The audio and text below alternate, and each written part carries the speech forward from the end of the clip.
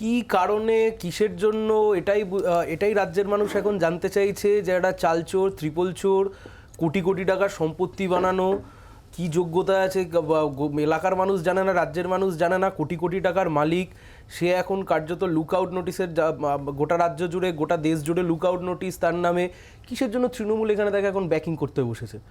আসলে তৃণমূলকে ব্যাকিং করতে হয়, তৃণমূল তাদেরকে ব্যাকআপ দেয়, সে অনুব্রত মণ্ডল হোক, আরাবুল হোক, শওকত হোক, জাহাঙ্গীর হোক, আর যেই হোক, শাহজাহান হোক, সবাইকে ব্যাকআপ দিতে হয়। কারণ পঞ্চায়েতের ভোটে বাসন্তী হাইওয়ে দিয়ে যখন সোজা আমরা চলে যাই, ডান দিক বাঁ দিক দুদিকে আর কোথাও ভোট হয় না, তখন হচ্ছে শাহজাহানরাই ভরসা। এই যে কোন পঞ্চায়েতের নেতাকে তুমি দেখাচ্ছ, এই পঞ্চায়েতের নেতা এ দাঁড়িয়ে বলছে যে আমার সাথে অমুক জায়গায় ওর সাথে দেখা হয়েছিল। আমি খালি বুঝছি না ডিজি কি বার্তা দিয়েছে, তুমিও দেখালে। ডিজি বলছে যে শীঘ্রই তাকে ধরা হবে। এখন আমার প্রশ্ন হচ্ছে কেন ধরা হবে? তার কারণ যে এফআইআর দায়ের করা হয়েছে, এফআইআর নাম্বার 09/2024, সে সব কটা তো জামিনযোগ্য ধারার এফআইআর। ধরবেনটা কিসের জন্য, ধরবেনটা কোন গ্রাউন্ডে, এটাই তো আমার প্রথম কথা। একটা কেমন হজবরল গেছে দেখো, একটা লুকআউট নোটিশ চারিদিকে সব রয়েছে, সব বুঝলাম, কিন্তু যে এফআইআর দায়ের করা হলো, তোমার সাংবাদিকরা গোটা কলকাতার পশ্চিমবাংলার যত সাংবাদিকরা সেদিন গেলেন মার খেলেন, ক্যামেরা ভাঙচুর করা হলো, সাংবাদিকরা যে ছবি তুলে আনলেন সেখান থেকে দেখলাম মাথা ফেটে রক্ত বেরোচ্ছে।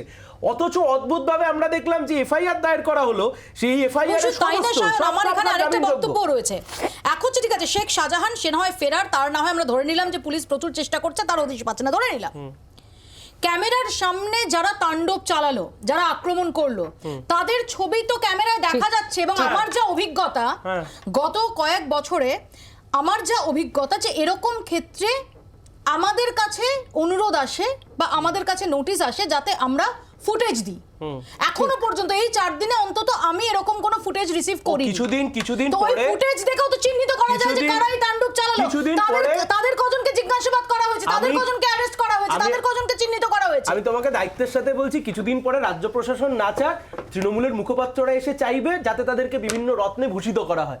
কারণ শাহজাহানের অনুগামীরা যেভাবে মারধর করেছে, এ তো মুখ্যমন্ত্রীর কথা অনুযায়ী 21 জুলাইয়ের মঞ্চে দাঁড়িয়ে তো মমতা ব্যানার্জি বলেছিলেন ইডি সিবিআই আসলে মা বোনেরা আপনারা রাস্তায় নেমে যাবেন, তো আপনারা যা হাতের দ্বারে পাবেন তা নিয়ে আপনারা প্রতিরোধ করে তুলবেন। তো মমতা বন্দ্যোপাধ্যায় রাজ্যের পুলিশ মন্ত্রী এই কথা বলেছেন, রাজ্যের মন্ত্রী শোভনদেব চট্টোপাধ্যায় বলছেন এটা জনবিস্ফোরণ। কোন জনবিস্ফোরণ? শাহজাহানের 5টা পোষা কোবরা বাহিনীর লোক, এটা কোন দিক থেকে জনবিস্ফোরণ হয় গো? তৃণমূলের মুখপাত্র এখানে বসে বলছেন কেন পুলিশকে জানিয়ে ইডি বা সিবিআই ওখানে যায়নি।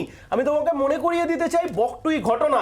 আনারুল, মমতা বন্দ্যোপাধ্যায় ঘটনা ঘটে যাওয়ার 5 থেকে 6 দিন পরে গিয়ে বলছেন আনারুল পুলিশকে রাত্রিবেলায় ঢুকতে দেয়নি, আনারুলকে গ্রেপ্তার করতে হবে। রাজ্যের পুলিশ মন্ত্রীর কথা শুনবার পরে পুলিশের ক্ষমতায় কুলিয়েছিল হাত দেওয়ার। বাংলার আওয়াজ, বাঙালির আবেগ, জি 24 ঘন্টা।